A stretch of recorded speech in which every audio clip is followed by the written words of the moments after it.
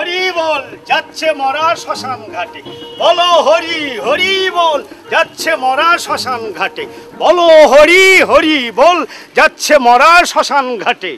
ও দাদা, ও দাদা, আপনার কে মারা গেছে? বাবা মারা গেছে? না না, তবে কে মারা গেছে? দাদু? না, দাদার মশাই, তাহলে মরাটা কে? মরা আমি নিজে। সে কি কথা, তুমি নিজেই মরা?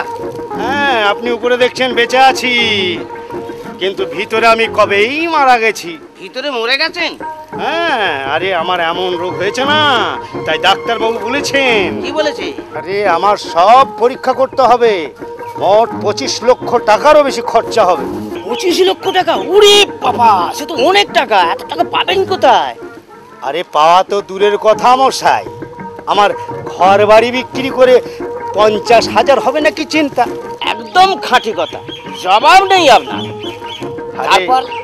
রোগের দায়ে তো ছেলে মেয়েদের পথে বসাতে পারি না। তা তো বটি। তার থেকে শ্মশানে গেলে কম খরচায় হয়ে যাবে, সংসারটা তো বাঁচবে। কিন্তু আপনি জ্যান্ত অবস্থায় এইভাবে যাচ্ছেন কেন? আরে মশাই, ডাক্তারবাবু তো আগে ভাগে বলেই দিয়েছে কি বলেছে? যে আমি মাত্র আর 3 ঘন্টা বাঁচব, এই জন্য তৈরি হয়ে গেছি, যাচ্ছি। তবে আরেকবার ডাক্তারবাবুকে দেখে নিলে ভালো হতো না? মাথা খারাপ, গেলে বলবে আরো টাকার দরকার, তারপরে শ্মশানে গেলে আমাকে আর টাকার অঙ্ক শুনতে হবে না। কিন্তু মুখে আগুন দেবে কে? নিজের মুখে নিজেই আগুন দেব, ছেলে মেয়েদের উপর ভরসা করে।